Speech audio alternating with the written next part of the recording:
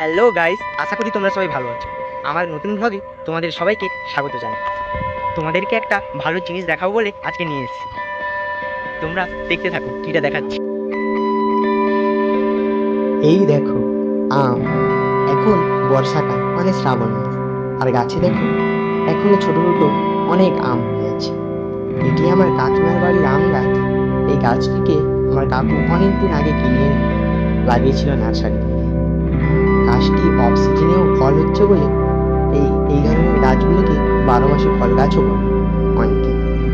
আর আমি সেই গাছটি থেকে একটি বড় দেখে আম পেড়ে নিয়েছি, নুন লঙ্কা মেখে খাবো বলে। ভিডিওতে আমটি দেখে অনেক ছোট মনে হচ্ছে, কিন্তু আমটি অনেকটাই বড় ছিল। এখন আমি আমটি ভালো করে কেটে আম মাখা তৈরি করা স্টার্ট করব। প্রথমে গাছ থেকে একটি ভালো দেখে লঙ্কা তুলে নিলাম। তোলার পর কলা গাছ থেকে একটি ভালো দেখে কলার পাতা কেটে নিলাম। এবার আমি আমটির ছাল ছাড়ানো স্টার্ট করব। তোমরা দেখতে থাকো কিভাবে আমি আমটি ছাড়াচ্ছি। প্রথমে আমের ওপরটা ছুরি দিয়ে কেটে নিলাম। তারপর আমটিকে ভালো করে ছালটা ছিঁড়ে নিচ্ছি। এবার আমটিকে মাঝখান থেকে কেটে নেব। কেটে করে আমটির মধ্যে যে বীজটা আছে ওটা ফেলে দেব।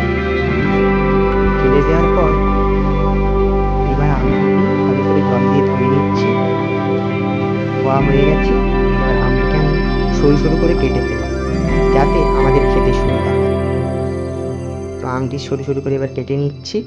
কাটার পর এবার আমটির ওপর থেকে নুন ছড়িয়ে দিচ্ছি। আর গাছ থেকে তুলে আনা লঙ্কাটাকে নুন দিয়ে মেখে নিচ্ছি। তারপর আমটিকে ভালো করে মেখে নেব। আজকে তাহলে এই পর্যন্তই। যদি ভিডিওটি ভালো লেগে থাকে তাহলে অবশ্যই একটি লাইক, কমেন্ট এবং শেয়ার করে দিও। এবং যতক্ষণ আমি আমটা খাচ্ছি ততক্ষণ তোমরা আমার চ্যানেলটিকে সাবস্ক্রাইব করে দিও এরকম আরও ভিডিও পেতে। বাই।